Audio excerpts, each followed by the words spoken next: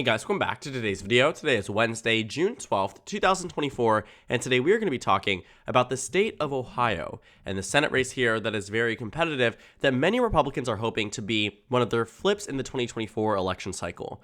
Presently speaking, Republicans have heavily invested in Ohio with over $50 million allocated for the fall when it comes down to advertisement spending, and the state of Montana, where they have spent nearly $70 million in ad reservations for that state in an effort also to flip that state from blue to red. But outside of Ohio and outside of Montana, Republicans have yet to invest heavily into any other battleground states. When you take a look at our Senate map, you find that it is a very interesting map because it shows Democrats have many competitive areas that Republicans could have prime opportunities at picking up, but ultimately, Republicans fall short when it comes down to the resources and the money that they wish to spend in these battleground states. And it isn't just necessarily an issue about money or resources, it's also about whether or not they can actually win in some of these states. And polling data seems to suggest that in almost every of these supposed battleground states, Democrats continuously outpace Republicans when it comes down to Democrats continuously outpace President Biden, but also Republicans in these head-to-head matchups despite negative numbers coming across the national in President Biden's matchup against President Trump. And a good example of that is actually in this state of Ohio, where an A-plus rated pollster finds that President Trump leads President Biden by roughly 7 points across the state. But amongst that same demographic group, Sherrod Brown leads his Republican opponent, the Democrat being Sherrod Brown, by 5 points. A 12-point swing compared to what we're used to with President Trump being up in this state that solidifies the average here of President Biden, Sherrod Brown defeating Bernie Moreno by 5 across the state, despite President Trump being up by roughly 10 in this battleground state.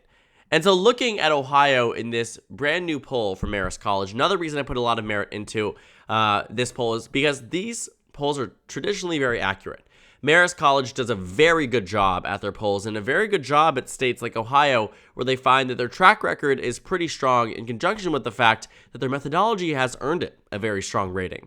A lot of people trust these polls, and it isn't just the only one saying that Sherrod Brown has this advantage over Bernie Moreno, despite President Trump leading President Biden.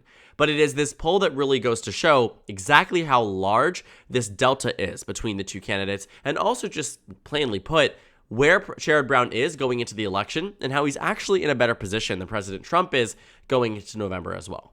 When you take a look at what what the voters are looking at, Sherrod Brown often finds that he is favored across the state. People like him. They think that he's a good person. You find that his favorability rating is plus 11, meaning more people favor him than they do not. And that's a good thing always for a senator because Congress people, more often than not, find themselves unpopular. People don't like the way that Congress works. The national congressional approval rating is in the gutter. When you take a look at Senate approval rating, when you take a look at individual senators, you find that many battleground states really don't like their senators. Ron Johnson, they don't like him. Tammy Baldwin, they like her, but not as much, right? Sherrod Brown actually has that ultimate go-ahead, and a lot of it has to do with the way that they interact with voters. Sherrod Brown's very well known for his constituent services, very well known for the way that he interacts with voters.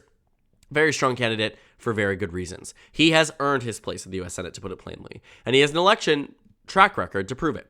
2012, 2018, he knows what he's doing. And that's exactly why he's up this time around. Also, when you take a look at the presidential line, they don't really view President Trump as the defining factor for which political party that they're going to vote for down ballot. Meaning that President Trump and Bernie Moreno are not one and the same, and there are voters out there that are saying President Trump is the right choice, but Sherrod Brown is the right choice for the Senate. And again, a lot of this is built in with personal relationships that Sherrod Brown has had, decades to build a relationship that he has with voters that should trust him. I mean, that's the way that he's going to pitch himself. They should trust him with his experience and his time in the U.S. Senate. He comes into this not as somebody like Tim Ryan, who lost in 2022, not as somebody like President Biden, who is unpopular in the state. He's coming into this as an electoral incumbent, a Senate incumbent, who is popular across the state, who has arguably delivered for the state. And despite a favor towards President Trump, they are still willing to back him in this election. And so I think this really goes to show, too, that the Republican Party's investments thus far in Ohio might have panned out when it came down to the presidential election. I mean, we have seen here that Ohio, since even 2016, has really been this Republican stronghold. In 2016, Trump won it by 8. In 2018, Republicans won the Senate election there. Not the Senate election there, the governor election there. In 2020, they won again by 8 points. And in 2022, they won the governor election and the Senate open race there by roughly 6 points. And so Republicans arguably have made major improvements when it comes down to margins in Ohio. But the one person they haven't been able to crack in the era of Donald Trump, despite heavy investment from the Republican Party, is, get this, Sherrod Brown. 2018 was his last election. Again, on this idea that he is a tried and tested incumbent, he has ran alongside the same time that President Trump is politically relevant. President Trump was the president of the United States in 2018, and his unpopularity ultimately led to Democrats doing very well across the country. But Sherrod Brown himself carried him across the finish line, because like many other Democrats, he was up in a state that Donald Trump had won by a pretty significant amount in the election prior. Now, I won't go so far as to claim that he was running in a state that could be compared in the truest sense to states like Indiana, which is neighboring Ohio, or Missouri, or North Dakota. Those states were much more heavily in favor of President Trump in 2016.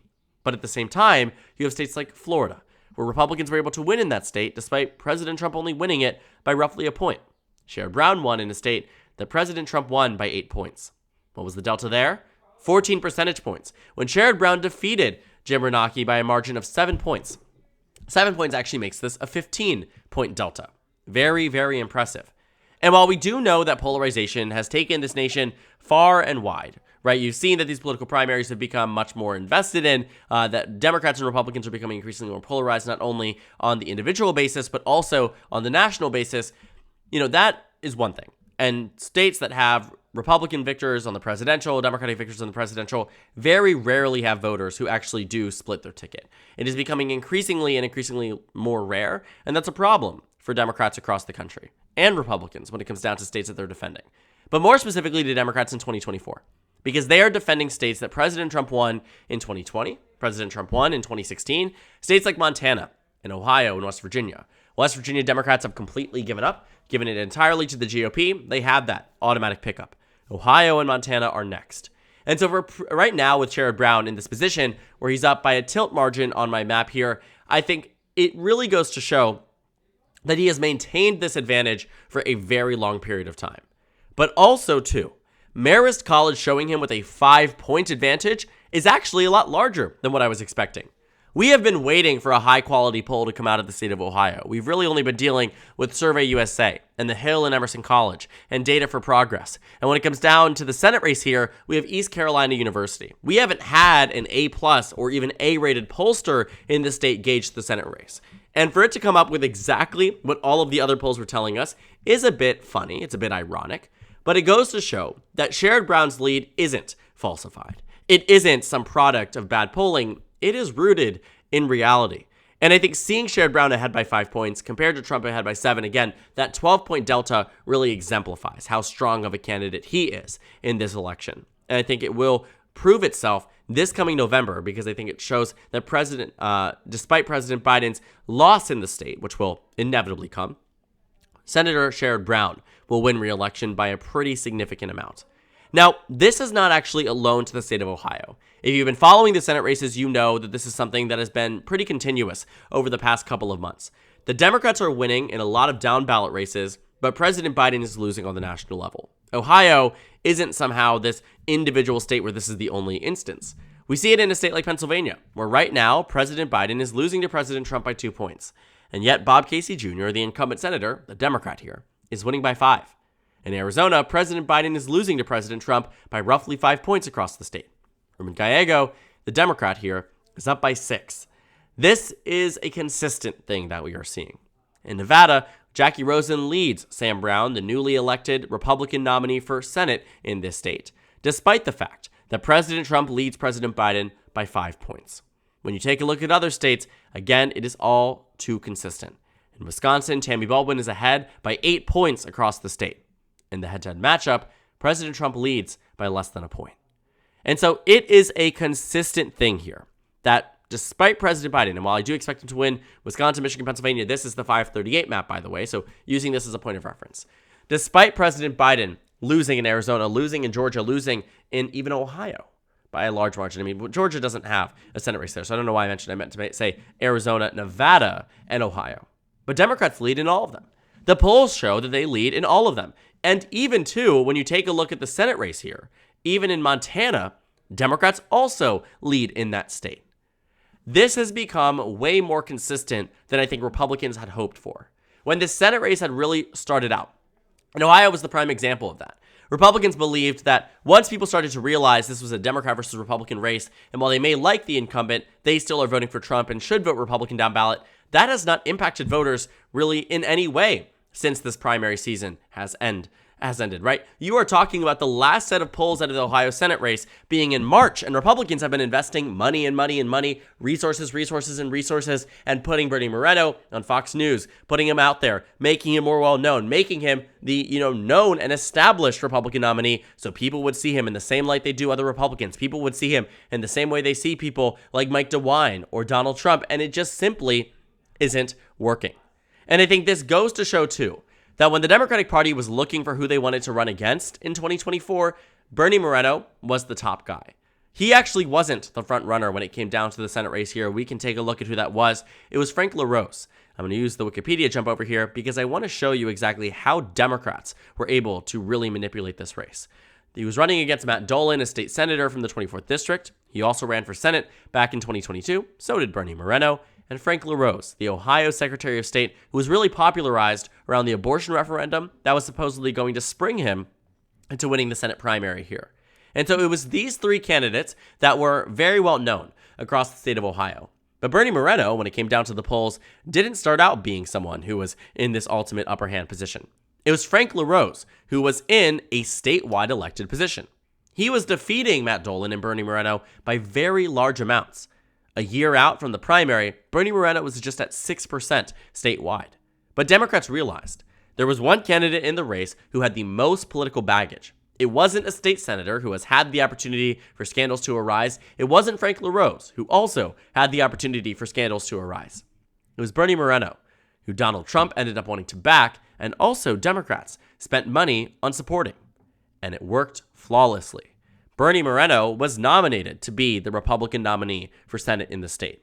Bernie Moreno defeated Matt Dolan and Frank LaRose by a very large amount. And when you take a look at the general election polling, well, the numbers show pretty strong results for Sherrod Brown. But when you take a look at the hypotheticals, Matt Dolan was doing better, Frank LaRose was doing better, practically anybody was doing better than Bernie Moreno. And yet, Bernie Moreno is still losing. What Democrats invested in, and that was making Bernie Moreno the Republican nominee for Senate here, is still paying off. It is still giving Sherrod Brown that pathway to the Senate re-election bid the Republicans were hoping would be negated simply by the fact that Donald Trump would be running against Joe Biden. There was this idea that Donald Trump was going to somehow carry any and all Republicans across the finish line with him, and we have not seen a single state where the Republican nominee for Senate is doing better than President Trump. We have not seen a single instance in any of the battleground states even where the Republican nominee for Senate is winning across these states. Arizona Democrats are up. Michigan Democrats are up. Montana, Nevada, Ohio, Texas is the only one, and even then, Democrats aren't investing in it. Democrats don't think it's competitive. Take that one out of the fray. Wisconsin and Maryland all show the Democratic Party ahead by very substantial amounts. Things like this don't happen for a reason, with no reason, rather. Things like this don't just happen because Democrats all of a sudden got lucky. There was an intentional intervention in the Ohio Senate primary, just as we saw Democrats do in 2022. There was an intentional backing of Bernie Moreno in the same way that we see that Dave McCormick. Republicans didn't try to find somebody else, but Democrats also laid back on their attacks in 2024 to allow him to be easily put up there as the Republican nominee. Eric Hovde, they held a lot of the information on him until he became, practically speaking, the Republican frontrunner on the GOP side. Carrie Lake, they didn't decide to go on full offense mode because they wanted her to be the Republican nominee for Senate. These things happen because, one, Republicans have bad candidates, but two, they nominate them. Democrats just simply don't do anything. You will find that in years past, Democrats have employed a very similar strategy and often to electoral success. This is what is happening in Ohio. This brand new poll reveals that this strategy that was a risk and was one that could have had Bernie Moreno, who could have been arguably a more extremist, a less centrist, a less willing senator for Ohio in the event that he defeated Sherrod Brown. But it looks like this bet and it looks like this risk is actually paying off. I'm interested to see, though, what the actual delta ends up being this coming November, because it's hard for me to imagine a reality in which President Trump wins by 7 and Sherrod Brown wins by 5 unless these things are consistent. I could see it happening, because in 2018, the delta was 15 points. But it is in a way hard to envision, but when we see very accurate data coming out from a very reputable polling firm, it's hard to deny its existence. But I think when we look at November's election, they will certainly narrow. I think Sherrod Brown will probably win across the state by maybe 1 to 2 points at this point. A week ago, I would have said less than a point. He'll probably win by 1 to 2. Not by 5, not by 10. He's going to win by a very narrow amount. But victory is all Democrats are worried about, because Ohio is not a state conducive to the Democratic Party.